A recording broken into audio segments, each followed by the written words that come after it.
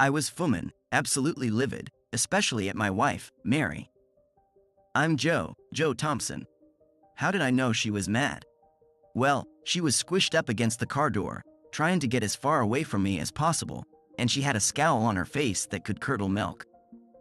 Why was she so mad at me? I reckon she had a good reason. I'd gone and messed up her night something fierce. I felt terrible for embarrassing my wife of 10 years and the mother of our 3 kids. I'd pulled a real boneheaded move. So, what did I do to embarrass her and ruin her night? I grabbed the wrong key. You see, the McLarens, our neighbors, they throw some wild parties. Mary had been itching to get in on the action, and she'd managed to score an invite through a friend of a friend. We'd never been to one of their parties before, but my wife, who I've been married to for a decade, neglected to mention that this party was different. She didn't tell me beforehand that at this party, all the wives were supposed to throw their house keys into a bowl, and then the husbands would blindly pick a key and take the corresponding wife to the master suite for a night of, well, not so innocent fun. As the party was winding down, I suddenly realized what was about to happen, and I freaked out. I've never been so mad at Mary before. I grabbed her arm and took her into the kitchen. Did you know this party was going to end like this? I asked her. She smirked at me. Yeah. And you didn't think to tell me before we came? I demanded. No, she said, because I knew you wouldn't agree unless you had to. I definitely wouldn't have agreed, and I always have a choice. Let's leave, I said. We can't leave now, Mary protested. It wouldn't be polite. Plus, it's just for one night. It'll add some excitement to our marriage. I could do without that kind of excitement. Let's leave, I said again, firmly. Mary tried to resist, but I let go of her arm and approached the bowl full of keys. I wasn't told about this part of the party, I announced loudly to the group gathered around the bowl. I'm not sharing my wife with any of you. I searched through the keys until I found the one with the red plastic cover, our house key, and I held it up for everyone to see. I wasn't informed about the rules beforehand, and I don't believe in cheating. My marriage vows mean everything to me. Some people grumbled and gave me angry looks, but I didn't care. I looked at my wife, who was furious and red-faced with embarrassment. Mary, I said, you have a choice to make right now. You can come with me and forget this craziness, or you can stay and never come home again. I'm leaving. All eyes turned to my wife, who hesitated for a moment before speaking up.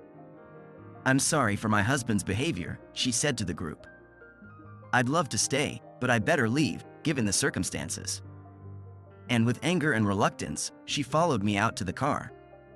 You're such a selfish jerk, she yelled at me as soon as we were in the car. How could you embarrass me like that in front of everyone? We'll never get invited back there again. Embarrass you, Mary? I retorted. What about how you embarrassed me by not telling me about your plan to be with someone else tonight? Well, you were going to be with another wife, so we both would have had fun, she said. I don't want to be with another woman, Mary, I said. I reserve that for you. And it's unsettling to hear after 10 years of marriage that you want to be with someone else. It would have just been one time, Joe, she said. Out of all the nights we've spent together, it's just one night with someone else. After being a good wife for 10 years, isn't that reasonable? Honestly, Mary, it's not, I said. I can't believe what I'm hearing, but this obviously means a lot to you, doesn't it? Yes, Joe, it does, she said. I've been looking forward to this for weeks. It's my chance to be more than just a wife and mother, to have an adventure, to be admired, and to have some fun with another man for a few hours. I slammed on the brakes and did a U-turn in the street, racing back to the McLaren's house. Mary screamed when I turned around. What are you doing, Joe? She demanded. If spending a night with another man means that much to you, Mary, then go ahead and do it, I said, stopping in front of their house. It looked like all the other cars were still there. Looks like you're not too late to join in, I said. Get out, enjoy your night with some random guy. I hope he satisfies you in ways I can't. Joe, it's just something new, an adventure, she said, reaching for the door handle. You're perfect for me, but you know I can't go in there alone. We both have to participate, each with a new partner. I already said I want no part of it, Mary, I said. I've never cheated on you, and I won't until we're not married anymore. What does that mean? She asked, her tone softening. It means exactly what I said, I replied. It's decision time for you, Mary. She hesitated, and I could tell she was thinking hard. Would you pick me up tomorrow morning, Joe?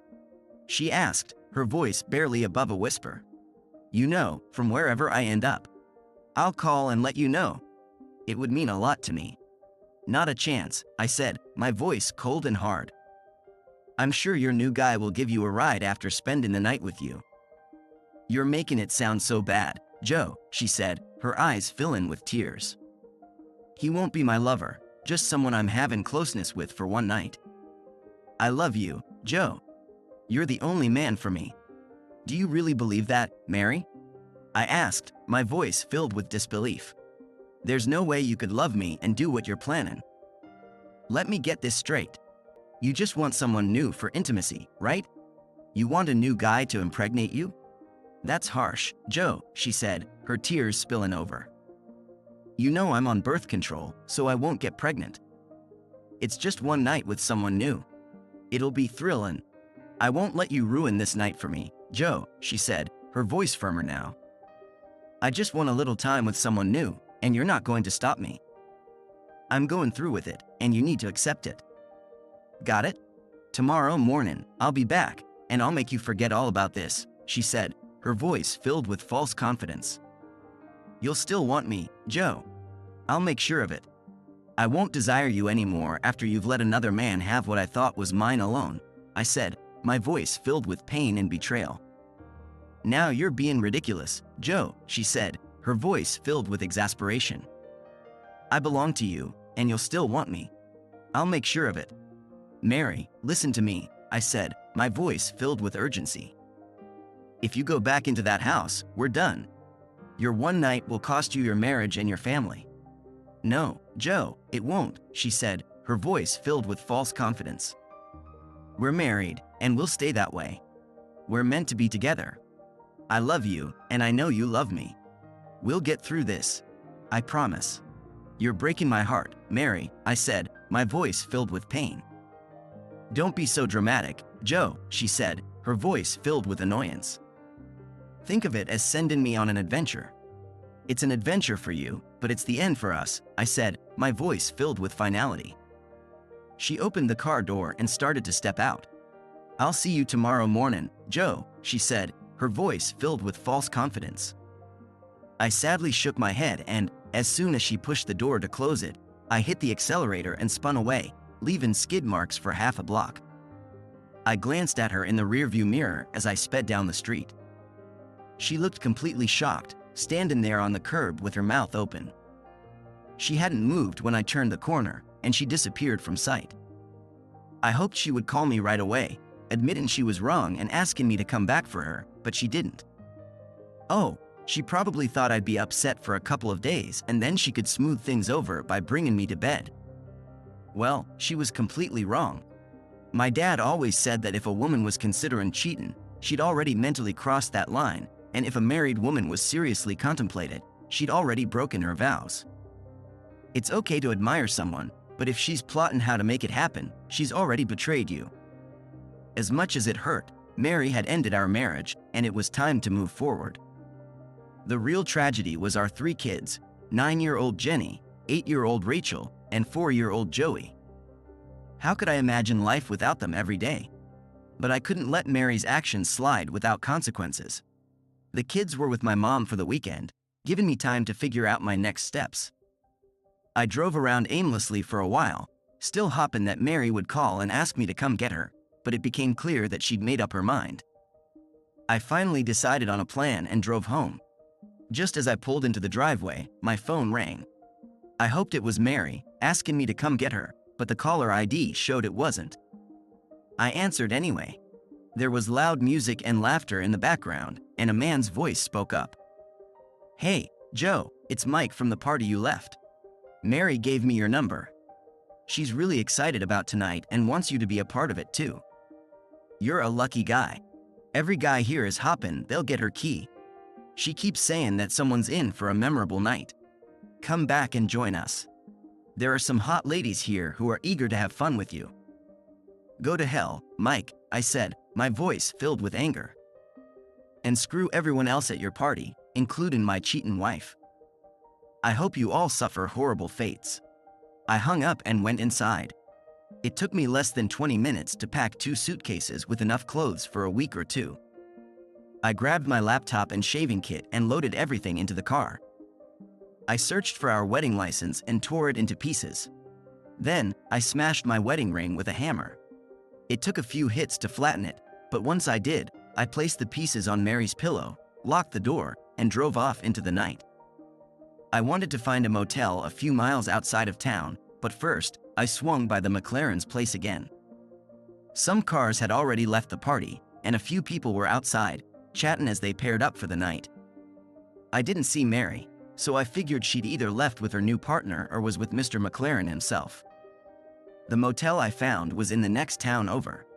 It didn't look fancy, but it had parking in the back, which would keep my car out of sight if anyone happened to be looking for it. After securing the car, I bought a 6-pack of beer from the convenience store next door and decided to watch some TV. The first 2 beers calmed me down, and as I opened the third one, my phone rang. It was Mary, but since I knew she wasn't calling for me to pick her up, I let it go to voicemail. "Joe, you're being dramatic about this," Mary's voice said in the voicemail. "Mike Wilson told me what you said to him. I've told you countless times that it's just for one night.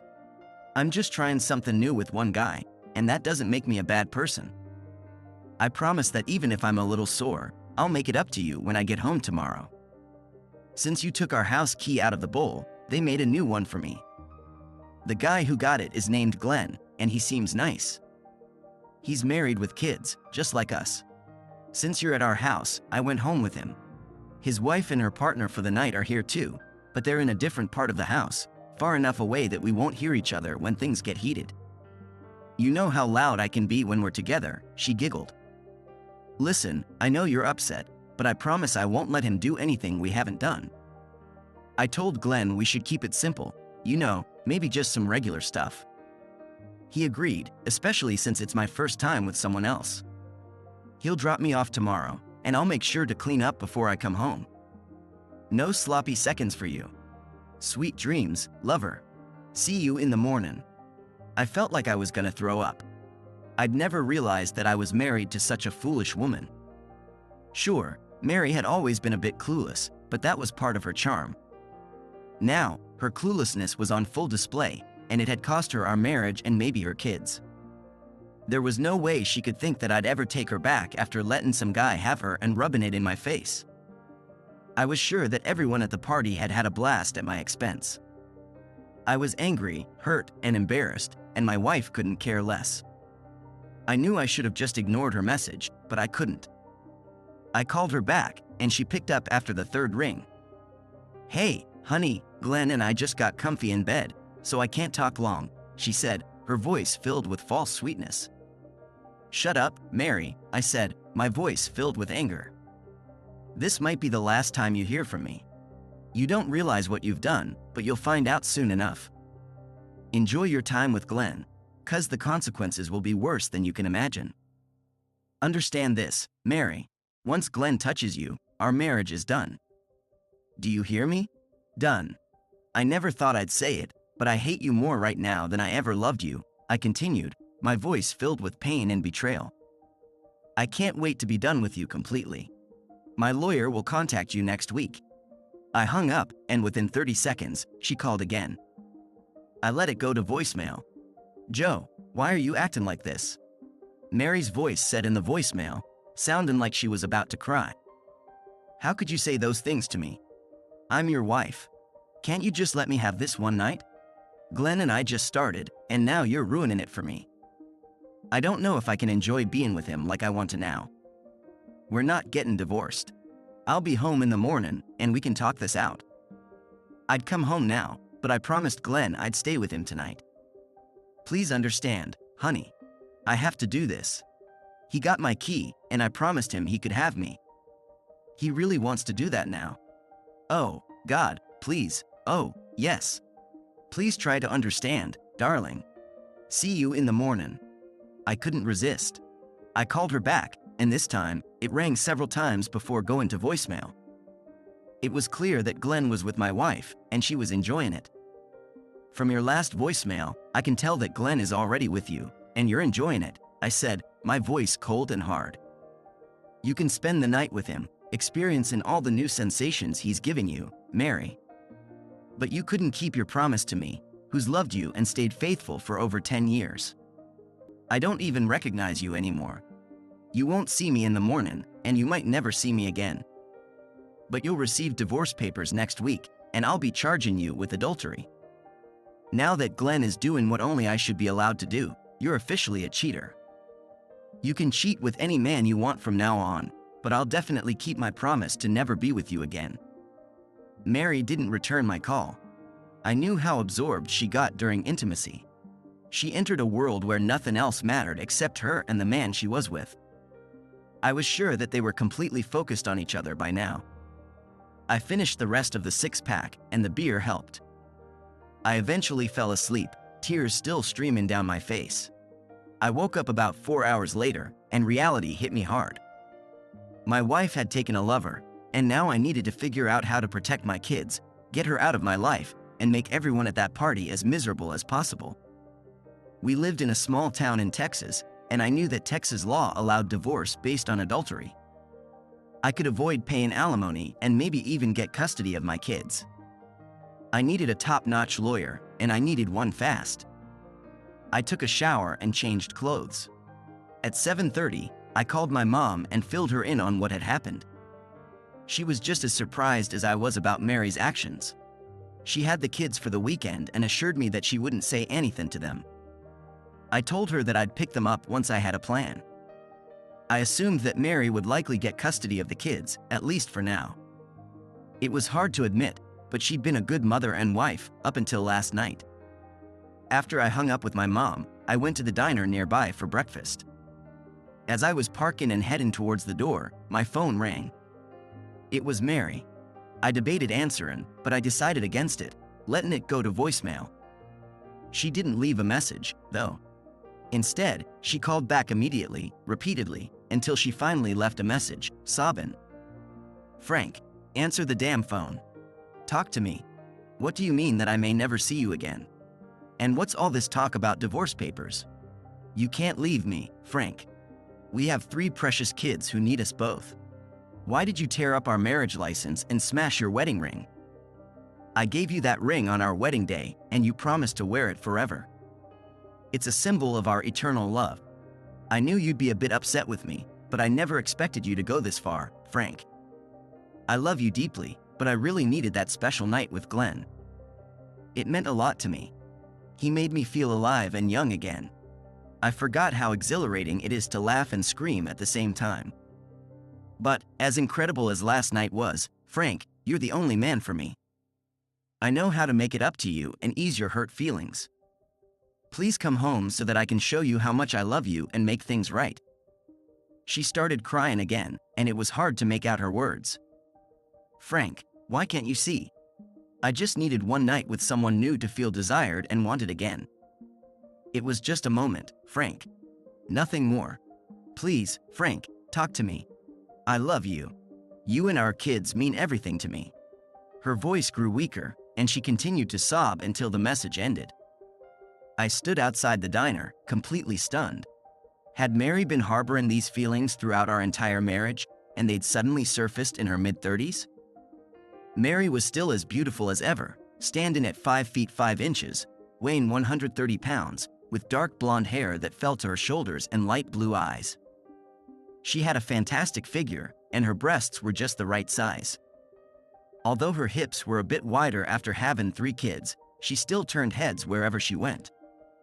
So, what was this nonsense about needing to feel desired by another man? I'd always shown her how much I loved and desired her. I'd surprised her with flowers, taken her out on dates at least once a week, and told her every day how beautiful she was and how much I loved her. Our intimacy had been amazing, or so I'd thought. We'd made love at least 3 times a week, and I'd always made sure she'd had 1 or more peeks. I'd lost my appetite, but I went into the diner anyway. I found an empty table and ordered scrambled eggs, toast, and black coffee. I barely touched my breakfast, but I drank at least 6 cups of coffee. I'd never felt so lost, empty, and devastated in my life. I'd heard people say that they'd wish they were dead, and now I understood what they'd meant. The only thing that was keeping me going was the thought of my children. I had to live for them. I had to navigate through this living nightmare that Mary had created and build a future for them. That thought alone filled me with determination. I would persevere. Mary called my phone about 20 times that day, but I always let it go to voicemail. She pleaded with me to understand, but not once did she apologize for her actions. She never admitted to making a mistake. Instead, she insisted that she'd needed that one night, and it was my responsibility to support her. They'd had intimacy 3 times that night and once more in the morning. She'd mentioned being worried that she hadn't turned her phone off in time, and I might have overheard them the first time, right as Glenn had done his job. She'd hoped that I hadn't heard too much. She'd really known how to hurt me deeply. I couldn't believe that she'd been so foolish. However, on the bright side, I now had solid audio evidence of her infidelity to use against her in court. While I wasn't sure if it'd be sufficient, the recordings were very convincing, and they'd left no room for doubt. I'd planned to find a good lawyer the next day and gather all the necessary information. I'd visited my children at my mom's place. She'd told me that Mary had already called to check on the kids and ask about my whereabouts. Mom'd explained that I'd been upset about what had happened and didn't want to see or talk to Mary. Apparently, Mary'd started crying, saying that I didn't understand. Mom'd told her that no man'd understand a wife flaunting an affair in her husband's face. Mary'd asked if she should pick up the kids, but Mom suggested that it might be best for them to stay a few more days until things had calmed down. The kids'd been happy to see me, but they'd wondered where their mom was. I'd told them that she'd been busy with something important to her, and they'd be staying with Grandma for a bit longer. We'd played games and had dinner together before I'd hugged and kissed them goodbye and returned to my motel. Tomorrow was gonna be a hectic day. Before calling it a night, I'd had one more thing to do. Well, more like a quick drive-by. As soon as I'd spotted my house, tears had welled up again. I'd cried for what had been lost, knowing that it had been gone forever. I'd been surprised to see no unfamiliar cars in the driveway. Although there might have been one in the garage, seeing only the kitchen light on downstairs made me think that Mary'd been alone, at least for tonight. Then, it had hit me. I'd still had feelings for her. No, I wouldn't take her back after what she'd done. But it had pained me deeply to imagine her betraying me with another man. I'd tried to resist the urge to spy on her, but I'd given in. I'd parked a block away and walked back to peek through the kitchen window. She'd sat at the table, an empty bottle of vodka beside her. Her hair had been messy, and mascara had streaked down her face. She'd worn a robe, and she'd rested her head on the table, her eyes been closed. It had been clear that she'd been crying, surrounded by a pile of tissues. For a moment, I'd felt sorry for her. But then, I'd remembered her betrayal, and my sympathy had vanished. I'd wanted to lash out, but instead, I'd walked back to my car and driven off. There'd been a hint of satisfaction, though. Maybe she'd been starting to realize the gravity of her actions. If she'd wanted pity, she could call her lover, Glenn. Monday'd arrived early, and I'd had a busy agenda. At the diner, I'd had eggs, toast, and coffee, and this time, I'd finished everything. After that, I'd called my mom and talked to each of my kids, reassuring them of my love and promising to see them soon. Then, I'd contacted work and informed my executive assistant that I'd be handling personal matters for the next couple of days. I'd let her know that she could call or text me if anything urgent came up. She'd sensed that something was wrong, but I hadn't elaborated, promising to explain later. Back during my final year at college, I'd shared an apartment with 2 good friends, John and Mark. We'd formed a strong bond, and although we didn't see each other often, we'd stayed connected over the years. My major'd been in computer science, John studied business administration, and Mark pursued a career in law. I'd called John first and asked if both of them could meet me for drinks around 5. I'd needed their advice on a serious matter, and John agreed to reach out to Mark. We'd arranged to meet at a bar by the beach. I'd arrived early, and shortly after 5, Mark arrived, followed by John 10 minutes later. We'd greeted each other warmly and found a table on the patio, ordering drinks and rice and a toast. "What's going on, Joe?" John asked. "Your call sounded serious." "Mary cheated on me and made sure I knew about it," I'd confided, and then I proceeded to tell them the whole story. "Dang, that's rough," John exclaimed. "I can't even wrap my head around her doing something like that." "Same here," Mark chimed in. "But she went ahead and did it, with no shame or regret, and she still thinks that I'm overreacting," I'd said, shaking my head. "Can you believe that? So, what's your plan, Joe?" Mark asked, taking a sip of his beer. "I want a divorce, and I want to teach Glenn a lesson, whoever he is, along with the other jerks at the party," I'd replied, my voice filled with determination. "But more than anything, I want to fight for custody of my kids." "Getting custody might not be simple, Joe," Mark cautioned. "Unless she's been a neglectful mother, if she's bringing random guys home and having affairs while the kids are there, then you might have a case. Otherwise, if she's generally a good mom, she'll likely get custody, and you'll be on the hook for child support." "I can handle that, as long as I can still spend time with them whenever I want," I'd replied, and Mark nodded. "The courts usually prefer both parents to be involved in raising the kids, if they're both fit parents," he'd explained. "What about finances, Joe?" John asked, chonging the subject. "Mary stays home with the kids, and you're likely making a good six-figure salary. What's in your accounts? Check-in, savings, investments, 401 kiloseconds, IRAs? You've got all of that, and when you add it up, it's probably around 700 or 800 grand, maybe a bit more. The court will likely split that evenly and give Mary the house in custody," Mark added.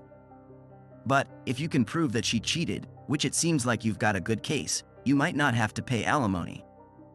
Do you happen to know a really good divorce lawyer?" I'd asked, and as it had turned out, Mark did. One of the partners at his firm was one of the top family law attorneys in Texas. Her name'd been Lisa, and he'd offered to set up a meeting for me. We'd raised our glasses once more, had a couple more drinks, and bid each other goodnight. Suddenly, I'd felt better than I'd had in a while. As I'd driven back to my motel, my mind'd raced with all the tasks ahead. My phone rung, and seeing the caller ID, I'd known that it had been Mary. After a brief hesitation, I'd pulled over to answer. "What's up, Mary?" I'd asked, getting straight to the point. "What do you think I want, Joe?"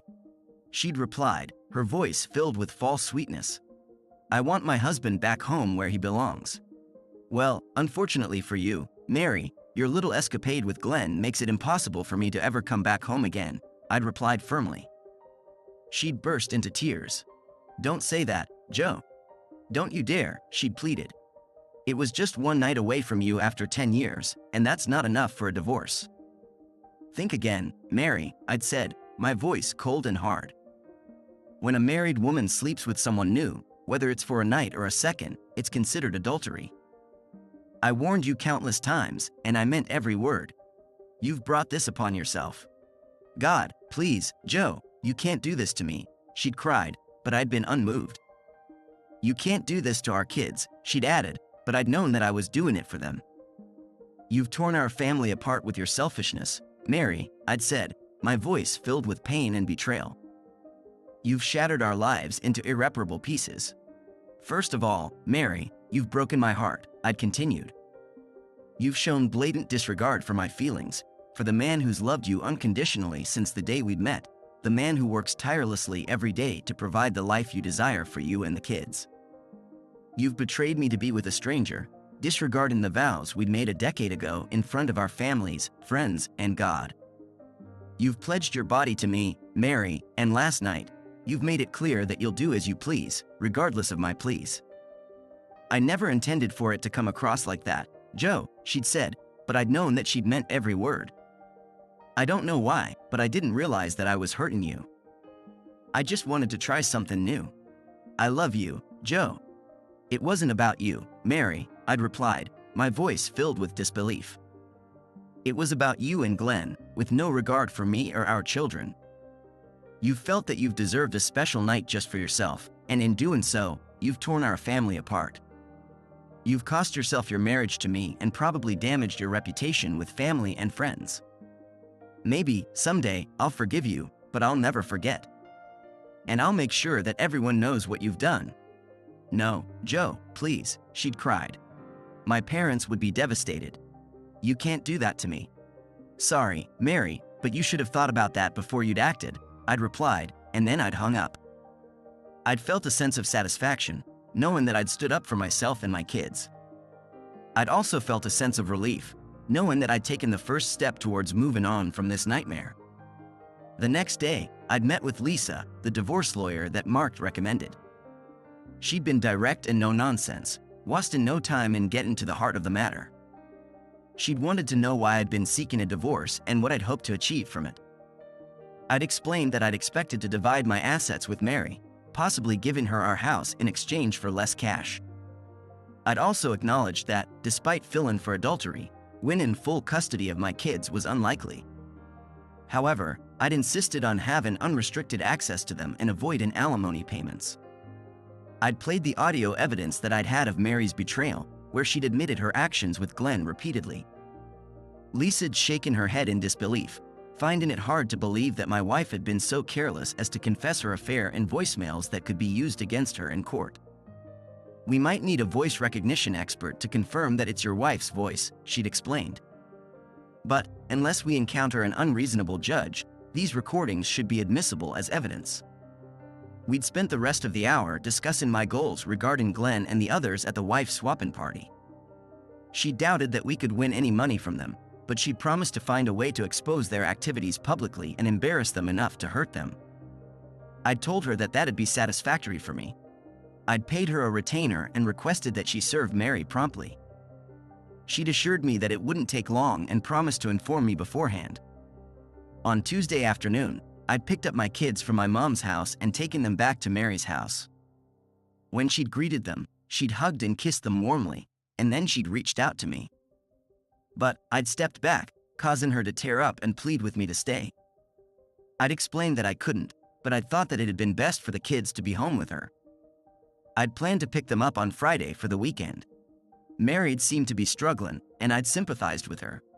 But she'd brought this upon herself, and her tough time wasn't worse than what I'd been experiencing because of her. On Wednesday, I'd returned to work. I'd known that I couldn't neglect my job. I'd needed it more than ever, not just for the income, but for the mental distraction. If I dwelled too much on the pain and self-pity from Mary's betrayal, I'd feared that I'd lose my sanity, something that I couldn't allow for the sake of my kids. On Thursday, I'd met John and Mark again, this time for dinner at a restaurant near the beach. I'd updated them on my kids and the divorce proceedings, and John had some good news for me. He'd been looking into ways to protect some of my money, and he'd found a way to do it without risking legal trouble. He'd explained that I could put some of my money into a trust for my kids, which would be considered their property, not mine. That way, the money'd be protected in the event of a divorce, and my kids could still benefit from it. I'd been grateful for his help and agreed to proceed with his plan. Together, we'd brainstormed a simple plan to stir up trouble in the wife swapping club without risking legal trouble. Mark had a friend who worked as a reporter for a local newspaper, and he believed that if I could provide him with the address of the McLaren's house and the times that the wife swapping group met, he could uncover the names of some of the participants. Mark suggested that his friend could write an editorial revealing that wife swapping was more prevalent in our town than people realized. By hinting at certain business owners' involvement without explicitly naming them and getting photos of couples entering and leaving the meetings, we could create enough controversy to cause problems for the group. I'd shared the limited information that I'd had with Mark, and he'd agreed to start investigating. With that plan in motion, we'd said our goodbyes until the next time. My weekend with the kids had been fantastic. We'd gone shopping for new clothes, watched a movie at a theater, and spent a whole day at the beach, swimming and playing frisbee. My children had been my top priority, and I'd promised myself that I'd always be there for them, no matter what. Monday morning, Mark called me with some exciting news. His friend, the reporter, Dee, liked the story idea, and he'd been figuring out how to get photos of the couples entering and leaving the McLaren's house. Even if their face had been blurred, people could catch on quickly in a small town like ours. If everything went smoothly, the article could make the headlines by the end of the week. I'd kept my fingers crossed, hoping that our plan would work and that the wife swapping group would get the attention that they deserved. On Wednesday, my lawyer informed me that Mary'd been served with the divorce papers at our house on Friday morning. Then, John called me with more good news. He'd found a way to protect about a third of my money by putting it into a trust for my kids, and he'd already started the process. Finally, Mark called me to tell me that his friendy discovered that the wife-swapping couples be meeting again at the McLaren's house on Friday night. He'd planned to stake out across the street in an unmarked van, taking photos of everyone who'd entered and left the house.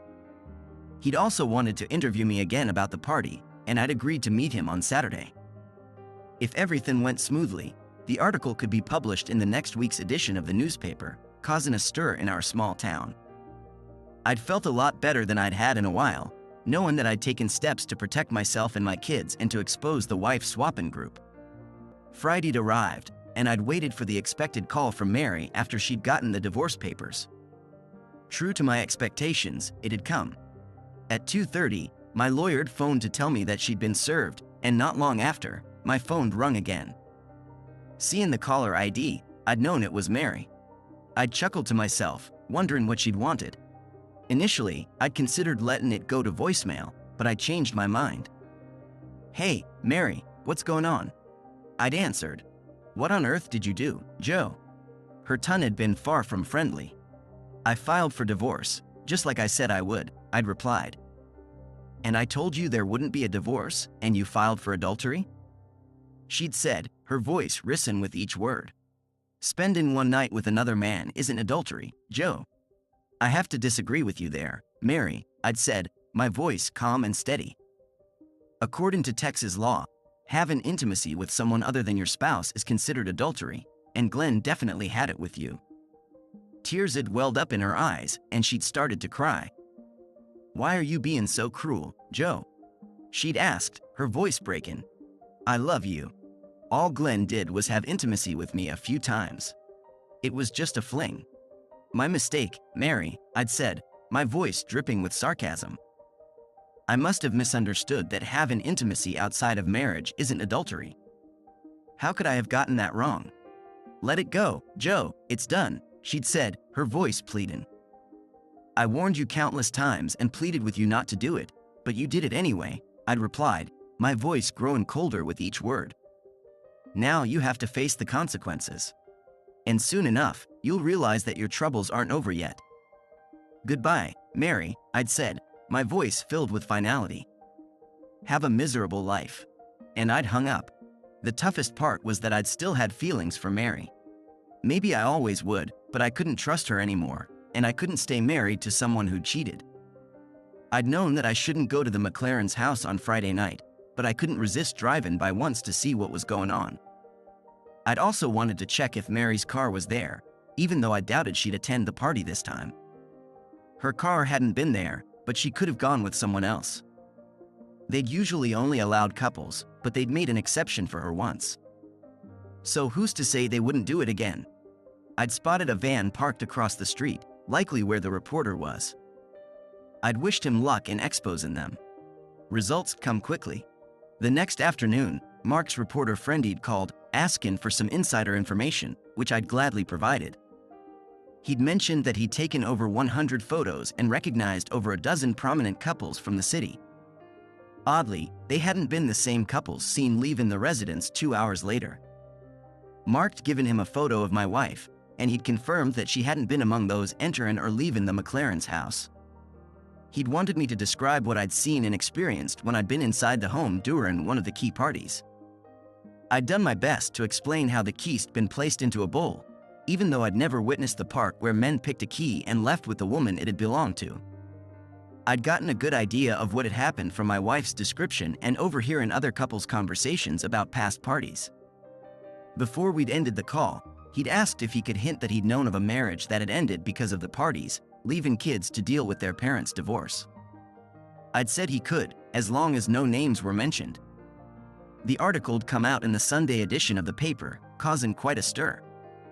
It had been front-page news with a large photo of couples entering and leaving, their faces blurred.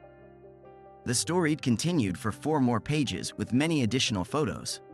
Despite efforts to hide faces, it had been easy to identify participants from their cars and clothes, as they'd been prominent members of our small-town society. By Monday, the story had been the talk of the town. Several ministers had been interviewed about the decline in morality, and civic leaders condemned the situation. Lawsuits had been filed, but nothing had come of them. Some businesses lost customers, and many couples ended up in divorce court. To me, it had all been Amazon, a fitting payback for the pain I'd endured from losing my wife and family. Even if people realized that I'd been cheated on, I hadn't cared. I'd had my revenge, and that was all that had mattered. Mary kept trying to win me back for months, but I'd been firm in my decision. The divorce had gone through, and I'd gotten joint custody of our kids. We'd split the time with them. When I'd have them for the month, Mary'd get them on weekends and vice versa. It hadn't been ideal, but we'd been managing. Since Mary hadn't contested anything in the divorce, I decided not to share the recordings of her confessing her affair with her family or friends. As for the couples involved in the key parties, some ended up divorcing and leaving town, maybe because of the scandal. Mary'd started dating again, though I hadn't been sure she'd fully understood why her actions had hurt me so much. But that had been her problem now, and I'd wished her future husband luck. I'd gone on dates with a few nice women, but I hadn't found the right one to settle down with yet. Some suggested moving in together, but I'd still been cautious about giving a woman a key to my place. It had been a tough year, but I'd come out stronger on the other side. I'd learned a lot about myself and what I'd wanted in a partner. I'd also learned that I'd been capable of handling anything that life threw at me, as long as I'd had my kids by my side. I'd known that I'd never forget what Mary'd done, but I'd also known that I'd had to move on with my life. I couldn't let her actions define me or hold me back from finding happiness again. As I'd sat on the beach, watching my kids play in the sand, I'd felt a sense of peace wash over me. I'd known that everything would be okay, as long as I'd had my family and friends by my side. I'd taken a deep breath of the salty air and smiled, knowing that the future was bright and full of possibilities. I'd been ready to face whatever challenges lay ahead, knowing that I'd come out stronger on the other side. And who knows, maybe someday I'd find a woman who'd love me and my kids unconditionally, a woman who'd never betray me or our family. But until then, I'd been content with my life and the love that surrounded me. I'd looked out at the horizon, watching the sun slowly sink into the ocean, painting the sky with hues of orange and pink. It had been a beautiful sight, and I'd felt grateful for the simple things in life. As the sun disappeared below the horizon, I'd gathered my kids and headed back to the car, ready to face whatever tomorrow would bring. I'd known that I'd been a survivor, and nothing could break me, not even a cheating wife. I'd started the car and pulled out of the parking lot, heading towards a future that was uncertain but full of hope. I'd known that I'd had everything I'd needed to be happy, and that was enough for me. As I'd driven down the highway, I'd caught a glimpse of my reflection in the rearview mirror. I'd looked older, wiser, and stronger than I'd ever been before. I'd smiled at myself, knowing that I'd been ready for whatever life had in store for me. And with that thought, I turned up the radio and sang along to the music, letting the wind blow through my hair and the worries of the past fade away into the night. I'd been free, and nothing could hold me back anymore. Thank you for watching.